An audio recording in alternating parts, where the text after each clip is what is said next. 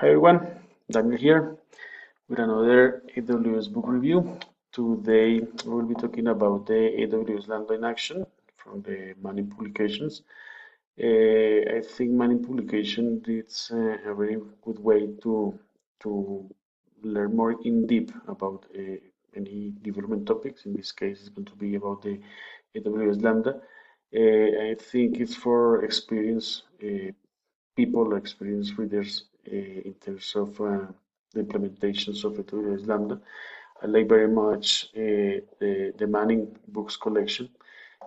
So let's take a look to this AWS Lambda in Actions Event-Driven Serverless Applications.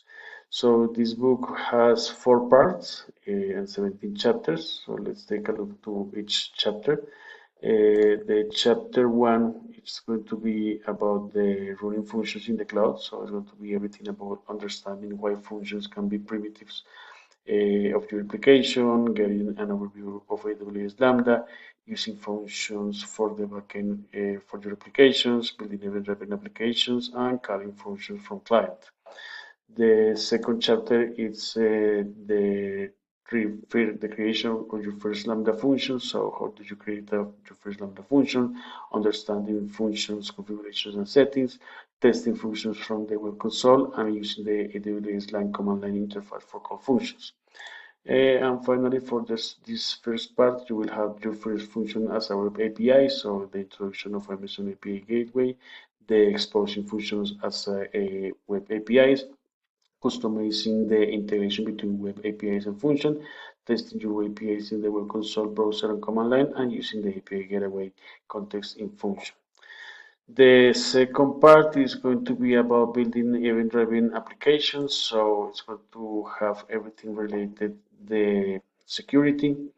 So how do you manage the security? How do you work with the AWS identity and access management, writing policies to allow or deny access for the AWS resources, the policy variables to make policies more flexible, assuming roles, hard coding the AWS credentials, and using the roles with AWS Lambda functions.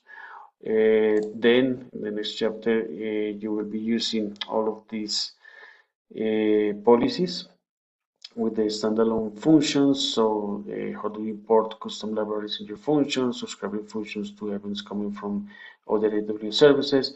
How do you create backend resources such as S3 buckets and DynamoDB tables using binary with your functions, implementing serverless face detection functions, and scaling functions for recurring execution. After that, you will have to deal and handle with all the management.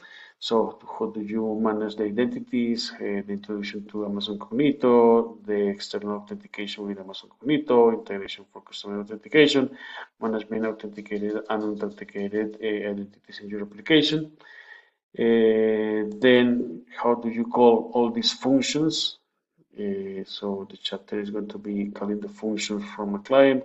So using Lambda function within the web page with JavaScript, invoking Lambda functions from native mobile apps, serving dynamic website AWS Lambda and application API gateways.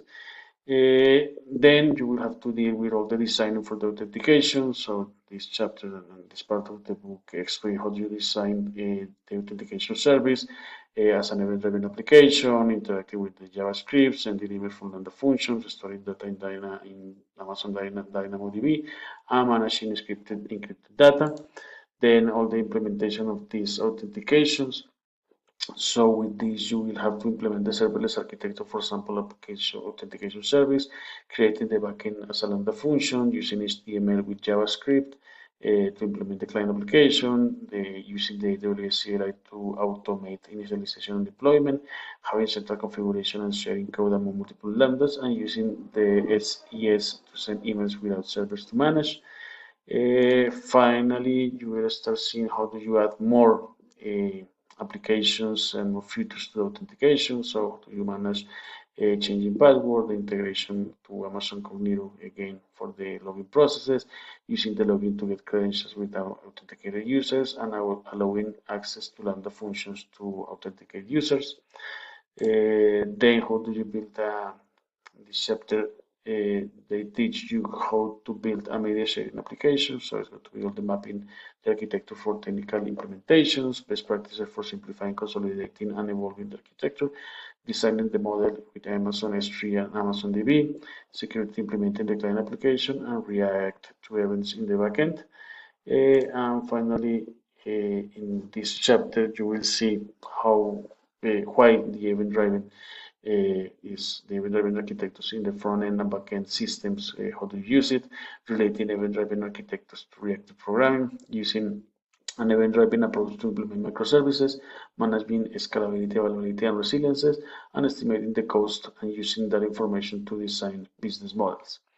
The third part is the development from the development stage to the production stage. So how do you implement and improve from development to testing? So the weight and pros and cons of local development for Lambda function. How do you log and debug your code? Use Lambda functions as version aliases. Presenting an overview of the most popular tools and frameworks, and implementing a serverless testing framework for Lambda functions. How do you automate the deployment of those Lambda functions using S3, triggering the automatic deployment, using the CloudFormation to manage deployment as a code, and managing deployments for multi-region architectures, and how do you automate this architecture using CloudWatch to trigger Lambda functions, using the SNS to trigger Lambda AWS Lambda, using the CloudWatch events to using the CloudWatch events and Lambda functions to synchronize DNS and service tools, Lambda function for CloudWatch logs, schedule management activities in CloudWatch, designing multi-region for API gateway, Lambda functions, and DynamoDB. And finally, on the last part of the book, it's all about the using external services. So how do you call these external services for the Lambda functions, using the APA in Lambda functions, using the KMS as a secure third party for Lambda credentials, the IFTTT for Lambda functions, using Lambda functions to trigger messages on Slack, and the integration with GitHub. And finally, how do you receive events from other services? So having external services as a trigger Lambda function, the webhooks for receiving callbacks for other services, monitoring applications to trigger Lambda functions, and how do you use practical tools like Slack, GitHub, Twilio, MongoDB to track these Lambda functions. So as you can see, the book is very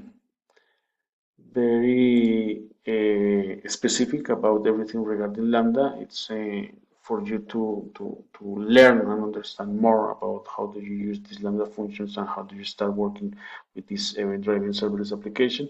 It's a very, I wouldn't say complex, I would say more like a deep knowledge for Lambda functions. So I highly recommend this book if you want to learn more and have more in hand ways to implement these Lambda functions in your code. So I'm going to leave the link of the book so you can get it on Amazon as an ebook or as an hard book. So let me know if you read this book, if you have any comments regarding this Lambda in action. And don't forget to subscribe to my channel. Thank you guys. See you in the next review.